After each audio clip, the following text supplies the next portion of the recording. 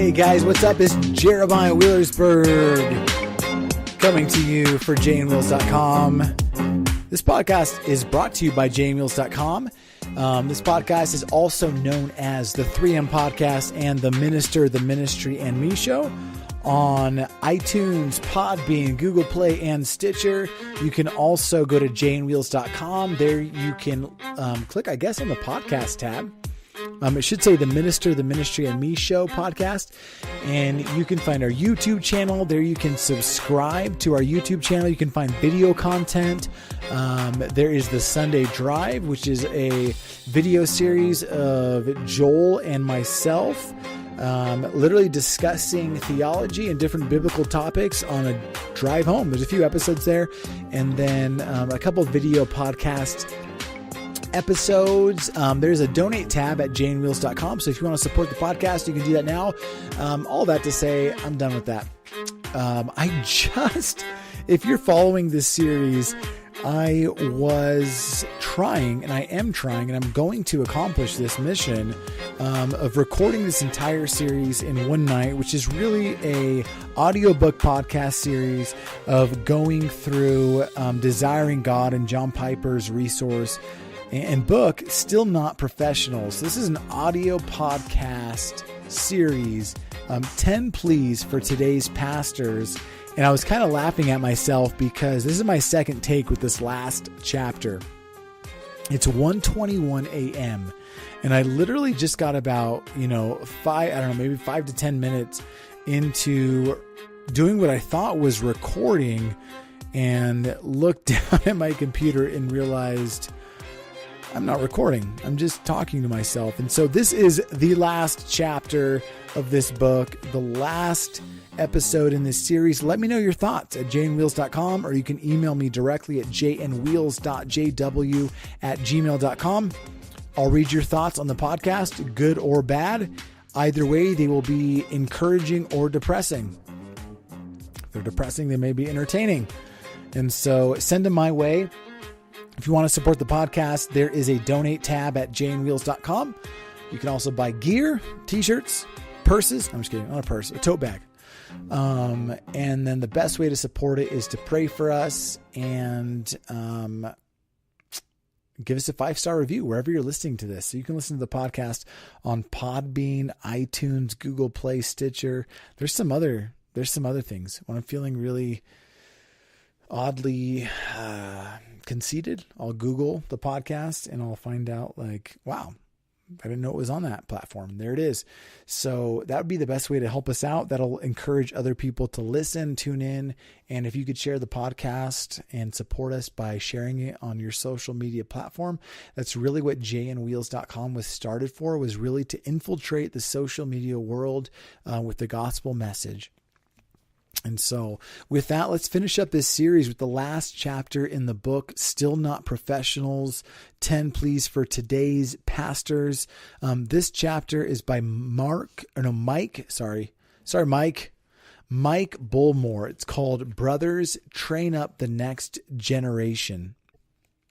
With that being said, Mike Bullmore is senior pastor of Crossway Community Church in Bristol, Wisconsin, where he has served since 1998 when the church was launched. For 15 years, Bullmore was associate professor of homiletics, preaching, and pastoral theology, as well as chairman of the practical theology department at Trinity Evangelical Divinity School in Deerfield, Illinois. So you guys, the 3M podcast, this is a one take and done, mostly podcast where I record. There's no post editing. The music and everything is thrown in there as we record, and then it's just uploaded.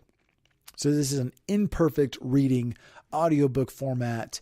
Let me know your thoughts of this content. Brothers Train Up the Next Generation, from Still Not Professionals, 10 Pleas for Today's Pastors. The last chapter and last podcast in this series at 1:24 a.m. by Mike Bullmore. I find there is a persistent temptation in my life and ministry It is the temptation to just finish my own race faithfully. What's wrong with that, you ask? It actually sounds fairly biblical, almost Pauline.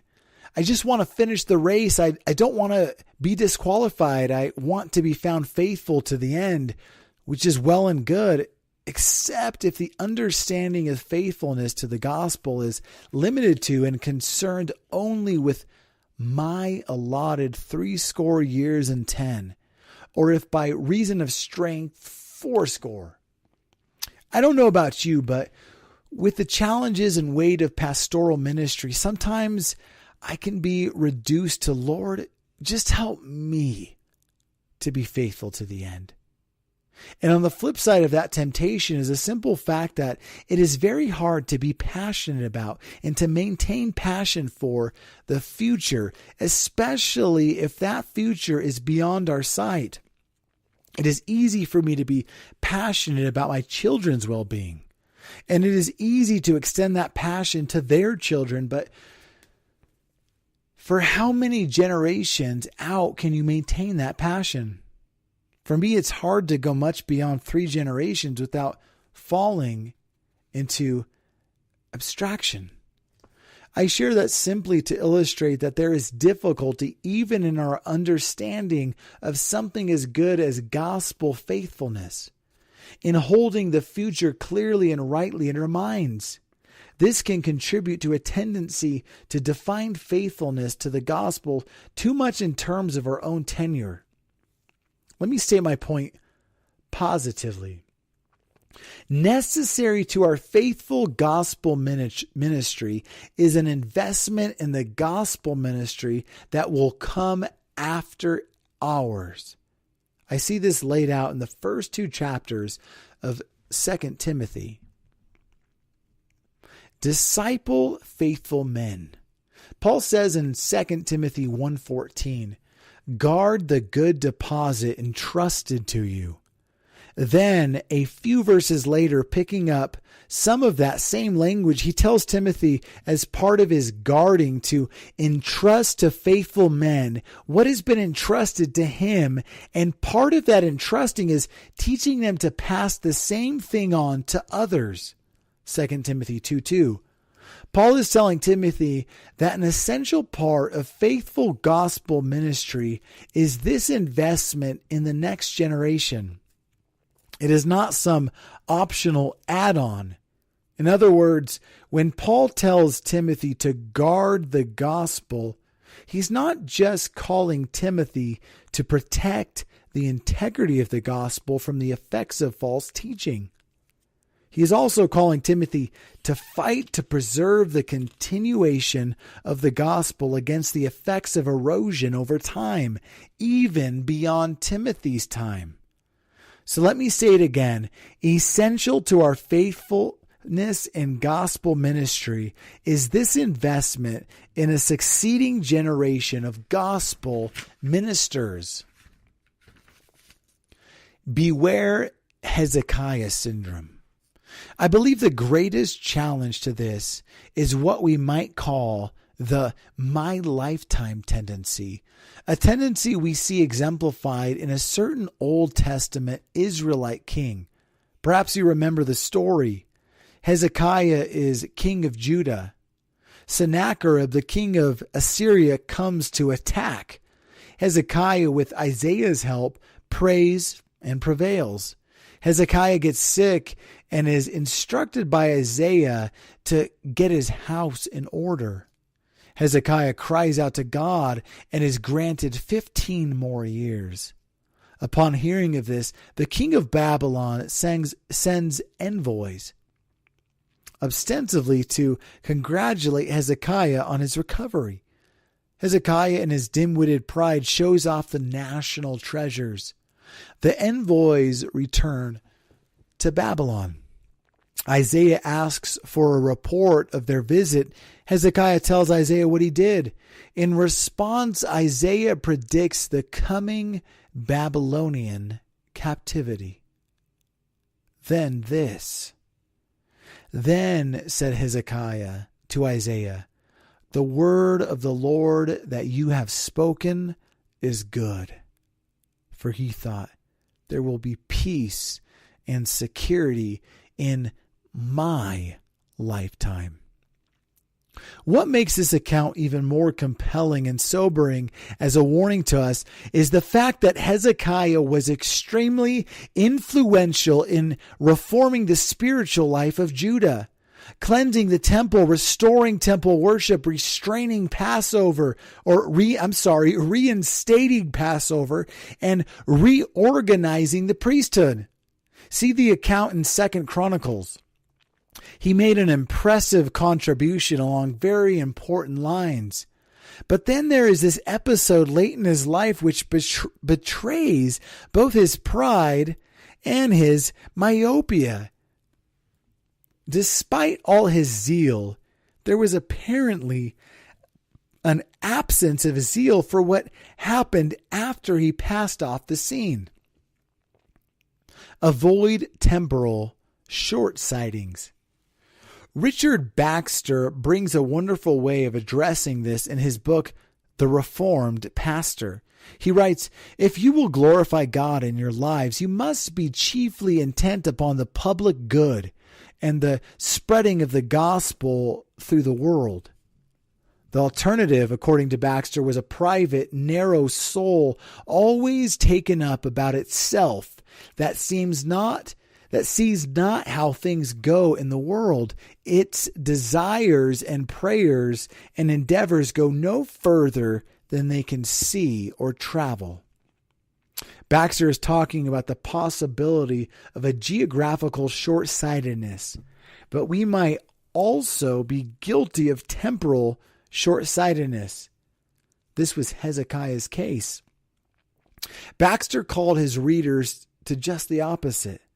A largeness of soul that beholds all the earth and desires to know how it goes with the cause and with the servants of the Lord.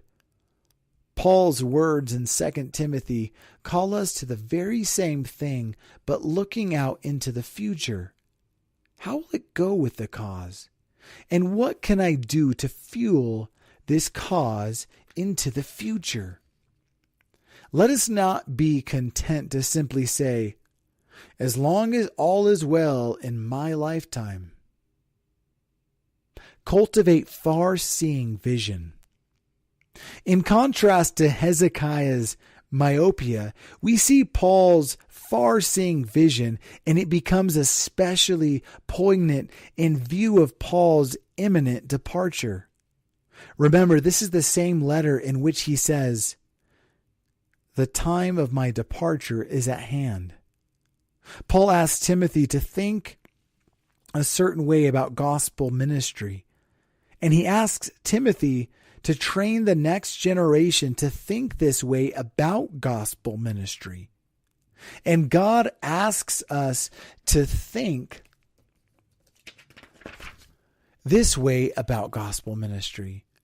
Necessary to faithful gospel ministry is an investment in the next generation of gospel ministers. This should translate into very concrete realities in our weekly lives. This is a responsibility the church shares corporately, but it will require of you a very definite investment of time, energy, and purpose. Invest in the next gospel generation. What will this look like? Let me suggest 4 possibilities. First, devote yourself to faithful gospel ministry, especially the ministry of the word. The best way to train men to faithfully preach the gospel is to faithfully preach the gospel. William Perkins wrote, so let every minister, both in his teaching and in his conversation, work in such a way that he honors his calling, so that he may attract others to share his love for it. Second, pay attention to the young men of various ages in your congregation. Notice how they receive your preaching. Notice how they process your preaching. Notice any deepening affections for God and His Word Keep your eyes open. Third, create context for the young men who catch your eye to practice and grow in their handling of the word.